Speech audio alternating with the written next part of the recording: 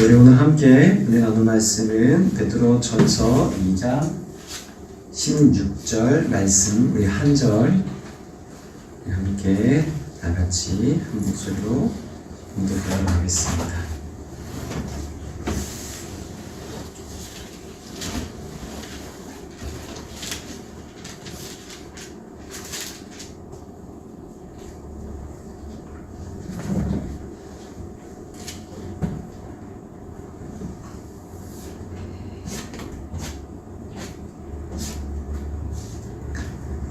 다 같이 함께 봉독하겠습니다. 시작. 너희는 자유가 있으나 그 자유로 악을 가르는 데 쓰지 말고 오직 하나님의 종과 같이 하라. 아멘. 잠시 기도하고 말씀 나누겠습니다. 살아계신 주님 감사합니다. 오늘도 주의 말씀 앞에 섭니다. 오늘 이 말씀을 통해서 저희들이 더욱더 하나님의 편에 서게 하시고 하나님 말씀의 기준에 서게 하시고 하나님의 뜻 앞에 우리는 순종하는 기쁨으로 살아가게 도와주옵소서. 말씀이 들리는 것으로 그치지 않게 해주시고 그 말씀이 새겨지게 하시고 새겨짐을 넘어서 우리의 삶이 곧 이 말씀에 반응하는 삶이 될 수 있도록 도와주시옵소서. 이 부족한 종의 입술을 오늘도 주의 성령께서 붙들어 주시옵소서. 감사하며 예수님의 이름으로 기도합니다. 아멘. 한 주간 사실은 오늘은 함께 우리가 대면 예배로 함께 예배할 수 있을 거라 예상했는데 또 인생이 우리 계획대로 되지만 않은 것 같습니다. 아쉽게도 우리가 떨어져서 또 우리가 예배하지만 또 시공간을 초월해서 역사하신 하나님의 은혜가 우리가 있는 곳에도 늘 함께하기를 기대하며 오늘 말씀을 통해서 주시는 은혜를 함께 나누기를 원합니다. 오늘은 그리스도인의 자유라는 제목을 가지고 함께 말씀의 은혜를 나누도록 하겠습니다. 잠시 하나의 사진을 좀 볼 텐데요. 아마 스크린상 보이실지는 모르겠는데 무슨 그림인 것 같습니까? 화장실 그림입니다. 일반 화장실 같지는 않죠. 지난 17일에 3월 17일 서울 구로구에 있는 성공회대 캠퍼스에 우리나라 대학 최초로 지금 보시면 이제 성중립 화장실이라고 되어 있습니다. 여기 명칭으로는 모두의 화장실, 레스트룸 폴이라고 되어 있죠. 모두의 화장실로 이렇게 명시되어 있는데요. 이름이 거창하지 사실은 남녀 구분 없이 사용 가능한 혼성 화장실이라고 생각하시면 됩니다. 남자든 여자든 그냥 이 중립 화장실을 왔다 갔다 해도 아무도 뭐라 할 수 없는 화장실입니다. 이 성중립 화장실을 설치한 이 대학과 총학 비대위 입장은 이렇습니다. 기사에 난 그대로 제가 읽어보겠습니다. 수많은 성소수자, 여성, 장애인, 노동자, 시민들은 어떤 이유로든 차별받지 않는 세상을 외치고 있으며 그러한 흐름 속에서 모두의 화장실은 반드시 필요한 공간이다라는 그런 설명이 명시되어 있었습니다. 사실 요즘 일반 마트를 가든 우리가 요즘 어떤 이렇게 건물에 화장실을 가도 시설이 어느 정도 되어 있는 곳은 거의 장애 화장실은 다 있습니다. 그렇다면 굳이 이렇게 성중립 화장실을 만든 이유는 단 하나입니다. 바로 성소수자들 때문입니다. 유럽이나 미국 같은 경우는 이 성중립 화장실이 백악관뿐만 아니라 보편적으로 많이 이렇게 시행되어 있고요. 아마 이제 우리나라도 이제 대학을 시작으로 계속해서 이런 화장실이 계속 생겨나지 않을까 예상합니다. 과거에는 우리가 단 한 번도 생각해 보지도 않았던 일들이 지금 우리 사회에서 일어나고 있습니다. 지금도 우리나라는 차별금지법 제정 추진을 위해서 수많은 시민단체와 정치인들을 통해서 계속 법안을 발의하고 있습니다. 만약 이 차별금지법이 통과되면 어떻게 될까요? 실제 미국의 워싱턴 식당에서 일어났던 일입니다. 식당 그 직원이 여자 화장실에 들어가려고 하는 한 남성을 말리면서 남성에게 신분증을 요구했습니다. 그런데 알고 보니 이 사람은 트랜스젠더인 성전환자였습니다. 근데 보통 그러면 신분증을 보여주면 그만일 텐데, 난 성전환자다 이렇게 해서 당당하게 들어가면 될 텐데, 그 자리에서 경찰을 부릅니다. 그리고 자기가 이런 차별 대우를 받았다고 낱낱이 증언합니다. 그렇게 해서 이 소송은 약 7개월간 이어지면서 이 트랜스젠더가 결국 승소한 사건입니다. 그래서 이 식당 주인은 벌금으로 $7,000, 우리나라 돈으로 약 한 900만 원이 조금 넘는 돈이죠. 네, 그 돈을 벌금으로 물게 되었습니다. 이것이 여러분 차별금지법이 통과되었을 때 우리 일상에서 벌어질 수 있는 하나의 단적인 예입니다. 이런 일들이 우리 지구 곳곳에서 일어나고 있습니다. 이제는 오히려 자유를 존중받아야 할 대상이 반대로 역차별을 받게 되는 그런 세상이 오고 있다는 사실입니다. 그리고 인권이라고 한다면 북한의 인권을 얘기해야 됩니다. 북한의 인권의 탄압에 대해서는 침묵하는 정부가 차별금지법을 적극적으로 추진하겠다는 말, 시민단체와 정치인들의 이 목소리가 점점 커지고 있는 현실은 참으로 아이러니하고도 이해할 수 없는 현실입니다. 오늘 인간이 말하는 자유는 남성, 여성이라는 하나님이 정하신 창조의 영역까지 침범하면서 이제는 내가 성을 결정할 수 있다라는 그런 자유에까지 이르게 되었다라는 사실입니다. 또 하나의 예를 들어보면 요즘 저출산 문제가 여러분 심각하죠. 한국의 출산율은 0.8%입니다. 이 수치는 잘 아다시피 OECD 국가 중에 최저입니다. 아기의 울음소리가 이제 예전만큼 잘 들리지 않는 나라가 되었습니다. 그런데 이제는 저출산 문제도 심각하지만 이제는 결혼조차 하지 않으려는 문제가 더 심각합니다. 지금의 청년들은 취업난도 취업난이고 이 결혼까지 가기가 너무 지금 어려운 현실이기도 한 것은 사실입니다. 그래서 그런지 청년들은 결혼하려 하지 않습니다. 서울시에 2명 중에 1명은 나는 결혼하지 않아도 함께 살 수 있다라고 답했습니다. 청소년을 대상으로 한 설문조사에 따르면 작년에 보니까 그전에는 한 57%였는데 이제는 한 60% 정도가 남녀가 결혼하지 않아도 함께 살 수 있다라고 답했습니다. 요즘 1인 가구의 비중이 급격하게 늘어가고 있는 상황이죠. 그래서 이렇게 그냥 살아도 결혼이라는 제도에 묶일 필요는 없다라는 생각이 우리 젊은이들 속에서 점점 더 빠르게 확산하고 있습니다. 만약 이것이 10년 그리고 20년 우리의 현실이 된다면 결혼으로 묶이는 가정은 채 절반도 되지 않습니다. 그렇다면 우리는 가족의 해체라는 말이 더 어울리는 그런 현실이 오겠죠. 그리고 가족이 빠져버린 미래, 그 사회는 더욱 개인화가 될 것이고 우리 사회의 또 다른 많은 문제들을 야기할 수밖에 없습니다. 점점 고령화로 가는 우리나라는 복지적으로 떠안아야 할 문제들이 산적합니다.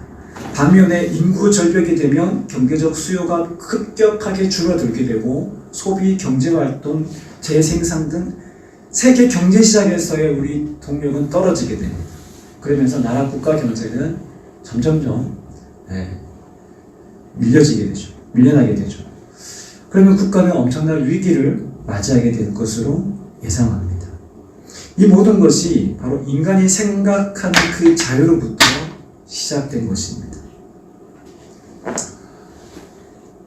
인간은 자유로 인해서 여러분 지금도 수많은 생명이 빛을 보지 못하고 태아가 유산되고 즉 낙태되는 일들이 얼마나 많은지 모릅니다.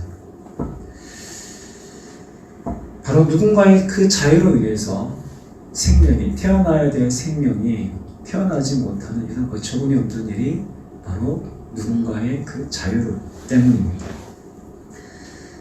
그럼 자유가 무엇입니까? 보통 자유를 정의할 때 내가 원하고 하고 싶은 것, 그렇게 정의를 내립니다. 국어사전으로서 보면 자유는요, 외부적인 구속이나 무엇에 얽매이지 아니하고 자기의 마음대로 할 수 있는 상태라고 되어 있습니다. 근데 우리가 한번 생각해 보아야 합니다. 개인의 자유, 개인의 행복, 개인의 안녕과 편함이라는 가치가 정말 개인을 위한 진정한 자유가 될까요? 그리고 정말 세상에 말하는 자유가 실현되었을 때의 세상은 안녕할까요? 평안할까요? 문제가 없을까요? 부작용이 없을까요? 그렇지 않습니다.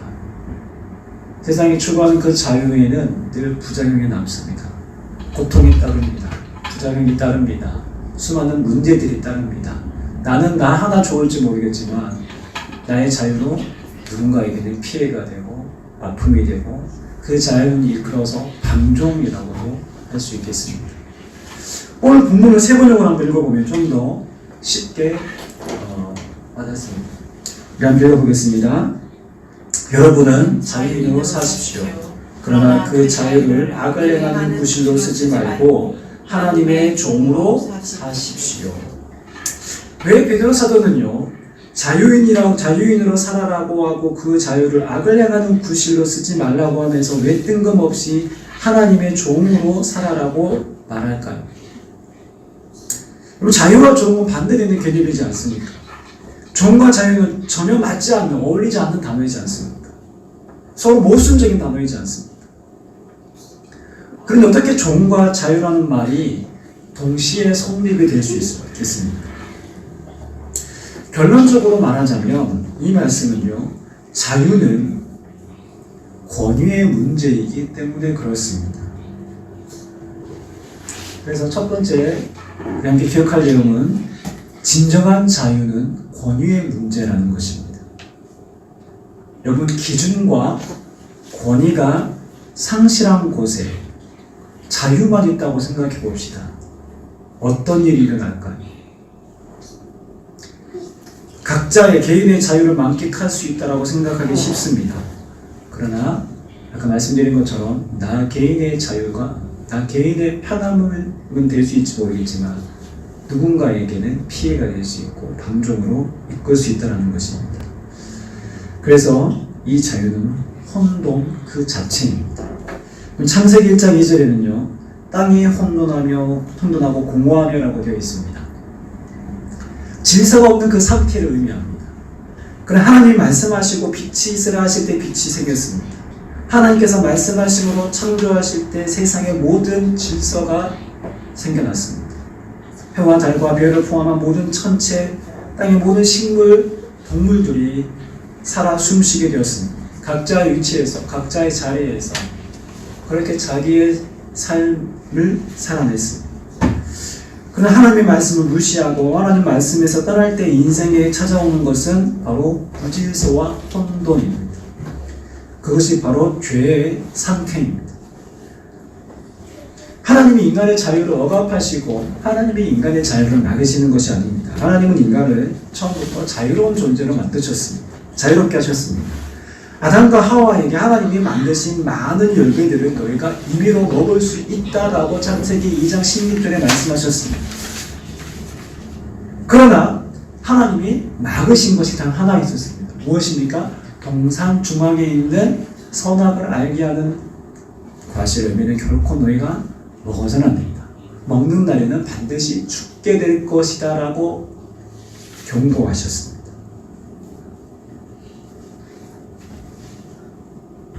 그럼 선악과가 무엇입니까? 선악과 자체에 무슨 독이 있어서가 아닙니다. 하나님의 권위를 상징하는 나무가 바로 선악과이기 때문입니다. 선악과를 따먹는 것은 곧 하나님의 말씀을 어기는 것이고 하나님을 불순종하는 것이고 하나님을 무시하는 처사입니다. 선악과는 인간과 하나님은 다르다라는 것을 보여주는 그 권위가 바로 선악과입니다. 그래서 인간이 선택할 수 있는 모든 자유, 하나님이 인간에게 자유를 주셨습니다. 그럼에도 불구하고 인간의 그 자유는 하나님의 통제 아래에 있어야 돼요. 하나님이 말씀이 하나님이 위에 있어야 돼요. 그래서 모든 자유보다 위에 있는 것이 바로 하나님의 권위입니다.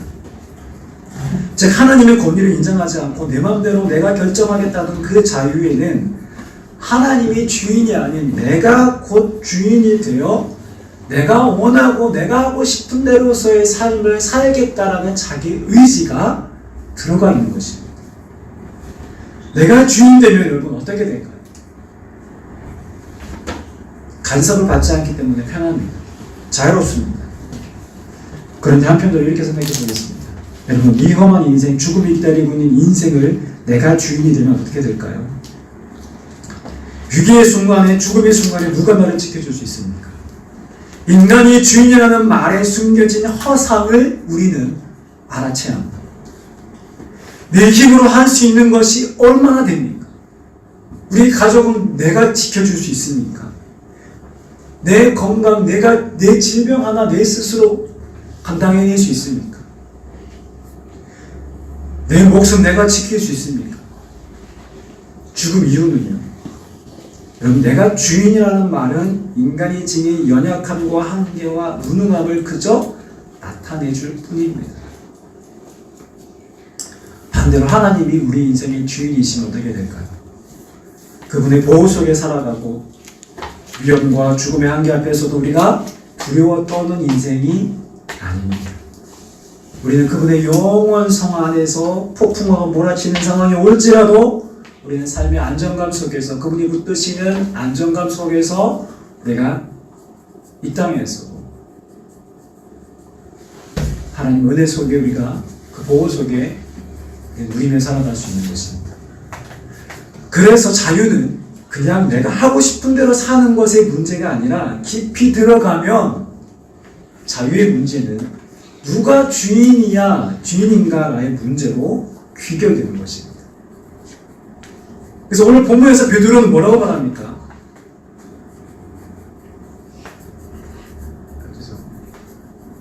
우리 다시 한번 아까 조금 전에 읽었던 세번에 보시면 여러분은 자유인으로 사십시오. 그러나 그 자유를 악을 행하는 구실로 쓰지 말고 하나님의 종으로 사십시오. 그렇습니다. 우리는 우리의 인생의 참 주인이신 하나님의 권위 안에 순종함으로 진정한 자유와 진정한 평안으로 우리가 평안을 맛보며 살아갈 수 있다는 사실입니다. 세상의 자유가 아니라 하나님의 권위 아래에서 하나님 말씀하신 앞에 순종함으로 진정한 자유인으로 살아가시기를 부탁드립니다. 두 번째는 진정한 자유는 선을 선택합니다. 우리가 자유를 생각할 때 내가 모든 것을 취사 선택할 수 있다고 생각합니다. 그럼 세상이 말하는 인간의 자유는 내가 하고 싶은 대로 살고 내가 원하는 대로 마음껏 하면서 사는 자유이지만 여러분 잘 생각해 보시면 그 자유에는 악을 선택하는 자유도 포함되어 있습니다. 이것이 인간의 죄라는 것을 결과적으로 보여주고 있는 단적인 사실입니다. 예수님께서 요한복음 8장에 보시면요, 죄를 행하는 자는 다 죄의 종이라고 말씀하십니다. 즉 죄를 짓는 인간의 이유는 바로 죄의 종, 죄의 메인 종, 죄의 노예이기 때문에 그렇다라는 것입니다. 그럼 오늘 성경에서 말하는 자유는 좀 전에 말씀드린 것처럼 하나님의 권위 안에서 행하는 자유, 하나님의 종으로서 사는 자유를 말합니다. 그리고 구약의 율법, 출애굽기 21장에 보시면 그 구약의 율법 중에 노예들에 대한 규정이 등장합니다. 안식일이 되면 또 희년이 되면 그 7년째 안식년이 되면 노예들에게 자유인이 되게 해줍니다. 제가 한번 출애굽기 11장 1절에서 6절 말씀까지를 한번 천천히 한번 보겠습니다. 읽어보겠습니다. 네가 백성 앞에 세울 법규는 이는 아니라 네가 히브리 종을 사며 그는 6해 동안 섬길 것이요 7째에는 몸값을 물지 않고 나가 자유인이 될 것이며 만일 그가 단신으로 왔으면 단신으로 나갈 것이요 장가 들었으면 그의 아내도 함께 나가려니와 만일 상전이 그에게 아내를 주어 그의 아내가 아들이나 딸을 낳았으면 그의 아내와 그의 자식들은 상전에게 속할 것이요 그는 단신으로 나갈 것이로되. 자, 하나님은 인간을 노예로 삼는 행위에 대해서 싫어하신다는 것을 단적으로 보여주는 구절입니다. 자, 보시면 5, 6절 이렇게 기록되어 있습니다. 더 보겠습니다. 만일 종이 분명히 말하기를 내가 상전과 내 처자를 사랑하니 나가서 자유인이 되지 않겠노라 하면 상전이 그를 데리고 재판장에게로 갈 것이요 또 그를 문이나 문설주 앞으로 데리고 가서 그것에다가 송곳으로 그의 귀를 뚫을 것이라. 그도 종신토록 그 상전은 섬기리라. 하나님은 노예 제도의 부당성을 이 구절을 통해서 말씀하시면서 동시에 하나의 여지를 남겨두셨는데, 만약에 종이 그 주인을 사랑해서 내가 자유인이 되지 않겠습니다 이렇게 말하면 그렇게 하라고 허락해 주십니다. 즉 종이 종으로서 남고자 하는 그 자유까지 하나님이 인정해 주시는 장면입니다. 사실 어떤 종이 자유롭게 살기를 원하지 주인의 종으로 평생 그렇게 살기를 원할까요? 그 주인이 악덕업주나 못된 주인이라면 힘들어도 그 주인으로부터 그냥 벗어나고 싶을 것입니다. 자유인으로 살고 싶을 것입니다. 그런데 만약 그 주인이 그 종의 가정의 그 종의 가족들을 정말 인격적으로 대하고 사랑으로 대하고 종임에도 불구하고 그를 진심으로 사랑해 주었다면 그 스스로 자유인을 포기하고 그냥 그 주인의 종으로 남는 길을 택할 수도 있지 않을까요? 오늘 본문에서 하나님의 종으로 사십시오라는 이 말은 바로 베드로가 생각 없이 그냥 뜬금없이 하는 말이 아닙니다. 하나님을 알고 그분의 사랑을 경험한 성도들에게 권면을 하는 것입니다. 하나님을 괴팍하고 자기밖에 모르는 악덕업주 같은 그런 주인이 아니라는 것입니다. 하나님은 오히려 죄에게 사단에게 빼앗긴 우리의 인생을 도로 찾아내시기까지 위해서 자기 아들을 아끼지 않으시고 내어주시면서까지 그 핏값을 주시면서 우리를 찾으셨다는 것입니다. 그래서 우리는 하나님께 갚을 수 없는 엄청난 은혜를 입었다라는 것입니다. 생명의 은혜를 입은 자들입니다. 복음서에서 예수님께서 하신 예화를 제가 조금 각색해서 한번 말씀드려 보겠습니다. 만약 내가 사업을 하다가 우리 IMF 때와 같은 그런 난관에 겹치면서 너무나도 큰 빚을 졌습니다. 부도가 나서 정말 평생에도 갚을 수 없는 수천억의 돈을 빚을 지게 되었습니다. 그 어마어마한 빚을 지고 살아야 한다면 그 사람이 느끼는 그 심정, 그 삶의 무게가 어떻겠습니까? 잠을 편하게 잘 수 있을까요? 마음 편하게 식사할 수 있을까요? 늘 불안과 두려움의 연속일 것입니다. 아마 이런 생각도 들지 않을까요? 아유, 내가 이렇게 사느니 그냥 죽어버릴까. 그런데 어느 날 누군가가 내 통장에 도저히 갚을 수 없는 엄청난 그 돈을, 그 수천억의 돈을 한 번에 입금해 주었다고 생각해 봅시다. 그럼 이제 나는 더 이상 채무자가 아닙니다. 더 이상 빚 때문에, 그 큰 빚 때문에 근심할 필요가 없습니다. 이제 두 발 뻗고 편히 잘 수 있게 되었습니다. 엄청난 채무로부터 자유하게 되었습니다. 그렇다면 여러분, 나에게 그 큰 호의를 베풀어준 그분에게 여러분 어떻게 하시겠습니까? 평생을 감사하지 않겠습니까? 우리는 돈으로 환산할 수 없는 어마어마한 은혜를 입었습니다. 바로 그 은혜를 주신 분이 우리 하나님이십니다. 그분이 우리 아버지십니다. 베드로가 하나님의 종으로 사십시오라는 말에는 하나님의 뜻에 순종하며 반응하며 살라라는 그런 권면입니다. 나에게 엄청난 이 은혜를 베푸신 분이 여러분 어떤 분이십니까? 세상 모든 만물을 지으시고 나를 존재하게 하신 분이십니다. 여러분, 모든 것이 다 하나님의 것입니다. 모든 것이 그분의 소유입니다.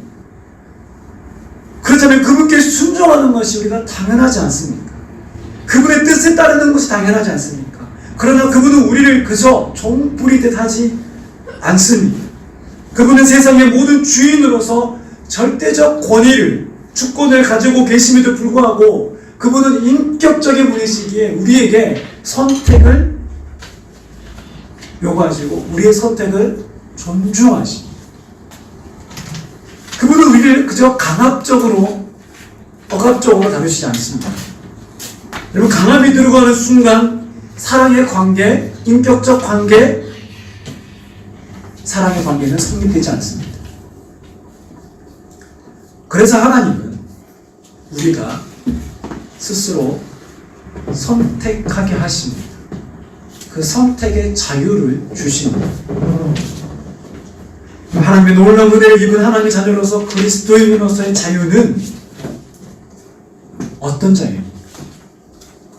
이제는 우리는 죄를 선택하는 자유가 아니라 하나님의 뜻에 순종으로 반응하는 자유, 선을 선택하는 자유, 사랑하고 용납하는 자유, 연약한 자를 끌어안고 섬기는 자유, 그리고 기도하기를 선택하는 자유, 하나님께 무릎 꿇기를, 하나님 앞에 뜻 앞에 순종하기를 선택하는 그 자유, 이것이 그리스도인에게 주어진 우리가 할 수 있는, 우리가 하는 자유라는 것입니다. 요한복음 8장 31절 32절 말씀이 유명한 말씀이 있습니다.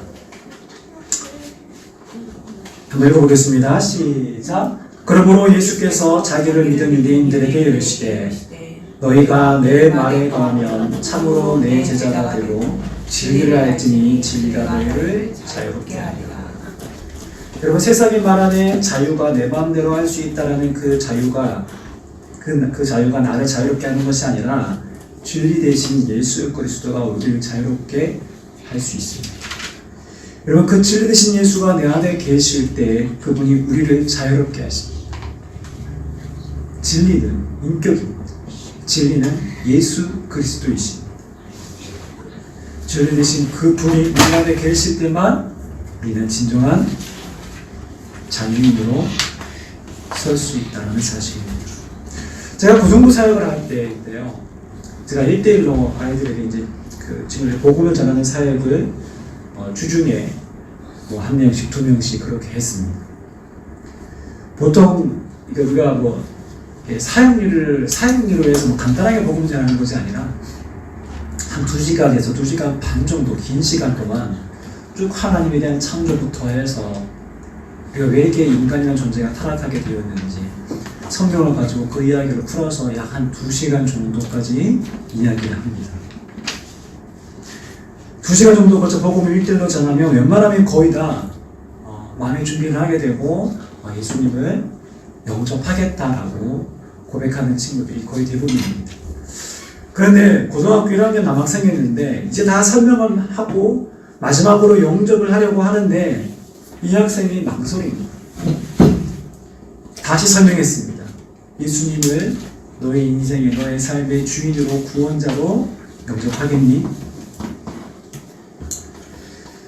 이렇게 권면했을 때 그 학생이 다시 한번 생각한다면서 하는 말이, 내가 만약에 지금 예수님을 믿으면 제가 하고 싶은 거 못하고 제가 되고 싶은 것을 다 포기해야 하는 건 아닙니까?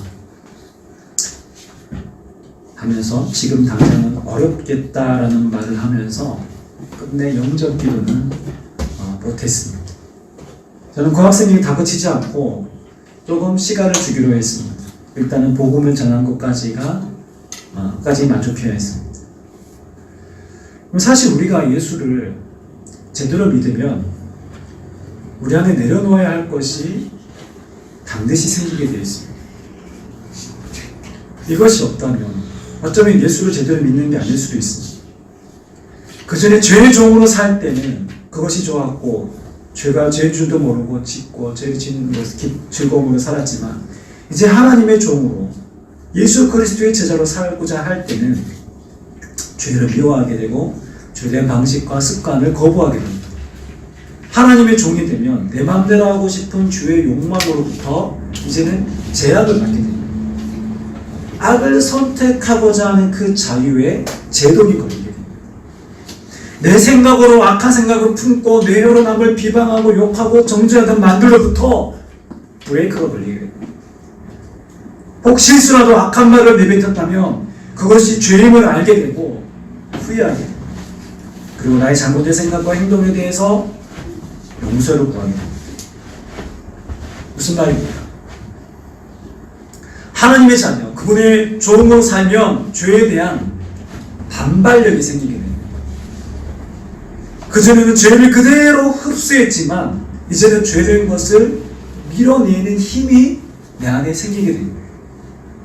진리가 우리 안에 있기 때문에, 빛이 우리 안에 있기 때문에 어둠에 대해서 밀어내기 시작합니다. 그런데 여기서 그치지 않습니다.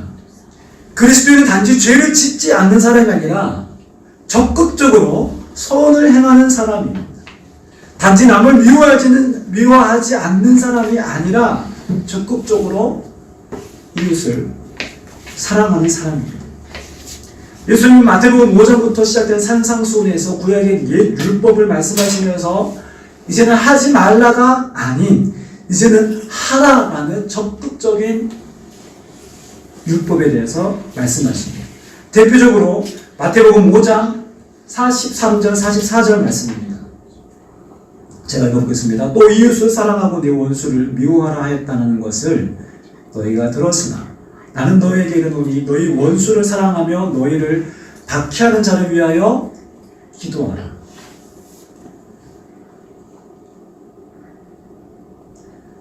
사도 바울은 갈라디아서 5장 13절에 이렇게 권면합니다.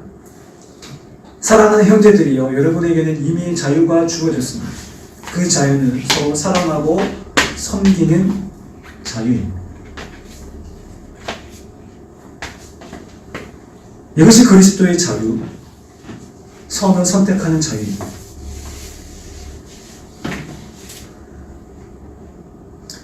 여러분, 교회 안에 분란이 생기는 이유가 무엇일까요? 여러분, 믿는 자들의 삶 속에서 눈살을 찌푸리는 행동을 하는 이유가 무엇일까요? 자기가 하고 싶은 말, 하고 싶은 행동을 마음대로 할 수 있다라고, 나는 그런 자유가 있다라고 생각하기 때문입니다.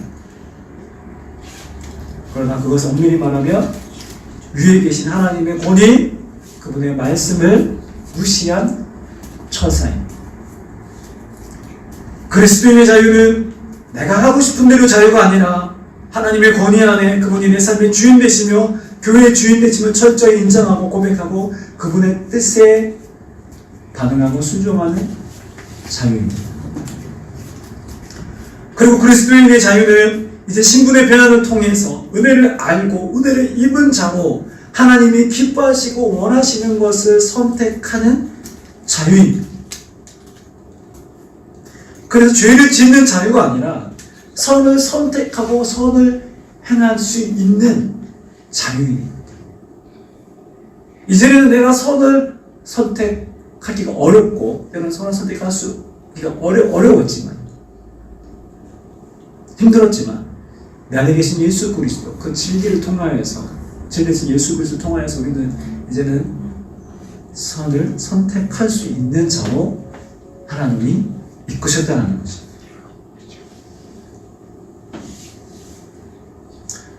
하나님이 우리를 세상의 그 어떤 교양인과 비교할 수 없을 만큼 멋지고 고상하게 우리를 지금도 빚어가고 계십니다. 우리는 그냥 자유인이 아니라 진리 안에서 자유한 그리스도인입니다. 우리는 하나님의 선을 하나님이 원하시는 그 뜻을 선택할 수 있는 자들입니다. 오늘 우리의 삶이, 오늘 양조원국교회 모든 믿음의 성도들이 이러한 자유인으로, 진정한 자유인으로 살아내실 수 있기를 주님의 이름으로 축원합니다. 기도하겠습니다.